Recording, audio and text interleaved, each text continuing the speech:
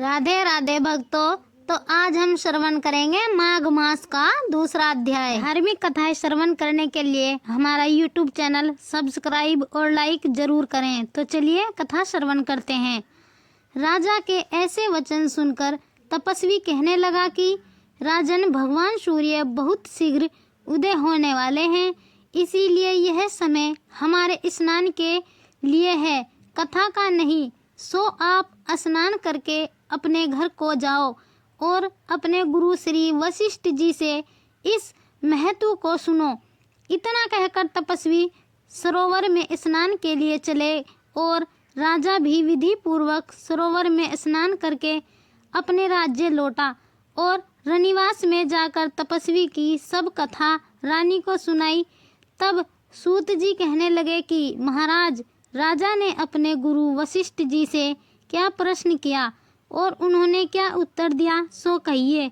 व्यास जी कहने लगे, हे सूत जी, राजा दिलीप ने रात्रि को सुख से सोचकर प्रातः समय ही अपने गुरु वशिष्ठ जी के पास जाकर उनके चरणों को छूकर प्रणाम करके तपस्वी के बतलाए हुए प्रश्न को अति नम्रता से पूछा कि गुरु जी, अपने विचार, दंड नीति, राज्य, धर्म तथा चारों वर्णों के चारों आश्रमों की क्रियाओं, दान और उनके विधान, यज्ञ और उनकी विद्या, व्रत, उनकी प्रतिष्ठा तथा भगवान विष्णु की आराधना करके प्रकार से तथा विस्तार पूर्वक मुझको बतलाइए। अब मैं आपसे माघ मास के स्नान के महत्व को सुनना चाहता हूँ।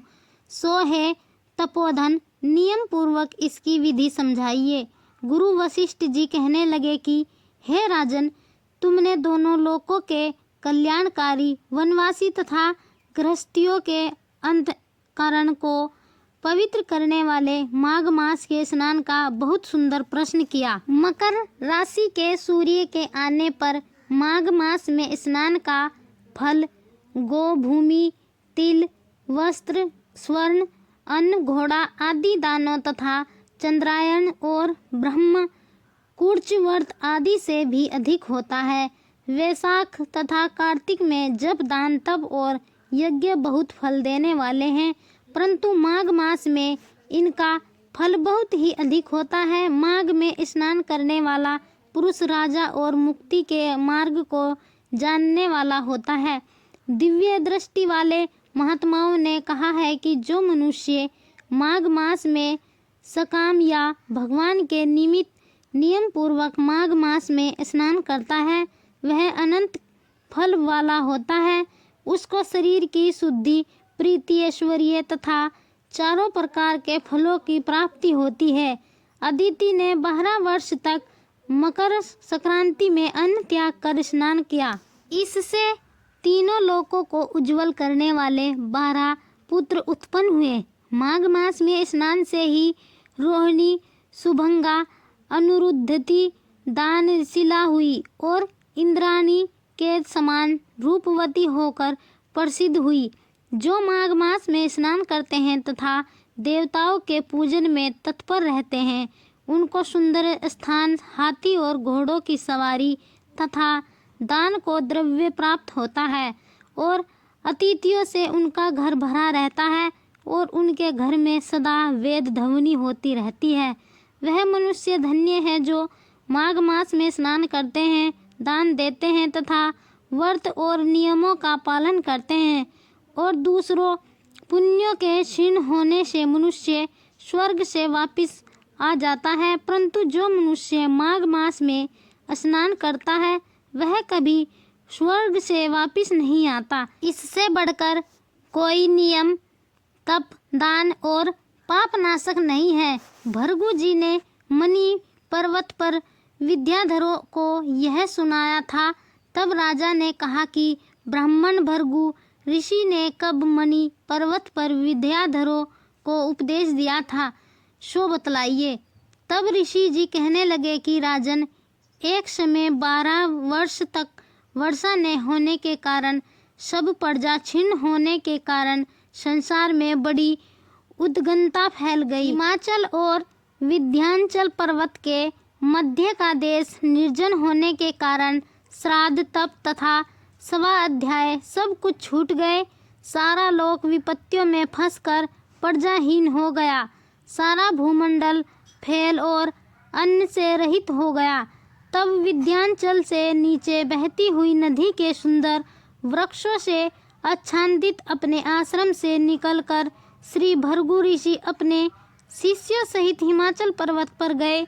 इस पर्वत की चोटी नीली और नीचे का हिस्सा सुनहरी होने से सारा पर्वत पीताम्बर धारी श्री भगवान के सदृश लगता था। पर्वत के बीच का भाग नीला और बीच बीच में कहीं कहीं सफ़ेद स्फटिक होने से तारों से युक्त आकाश जैसी शोभा को प्राप्त होता था।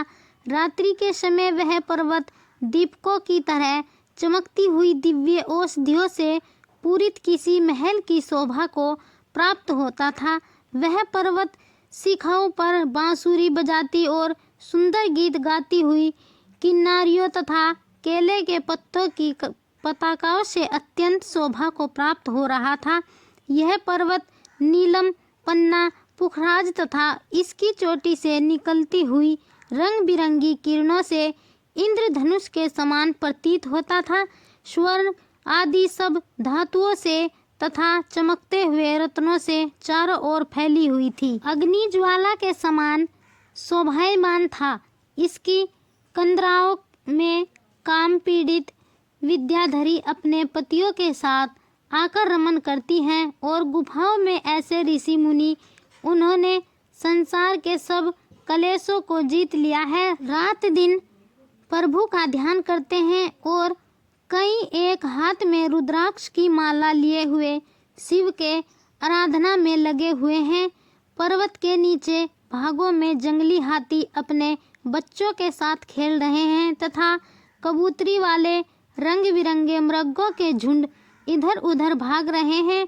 यह पर्वत सदा राजहंस तथा मोरों से भरा रहता है। इसी कारण इसको हेमकुंड कहते हैं।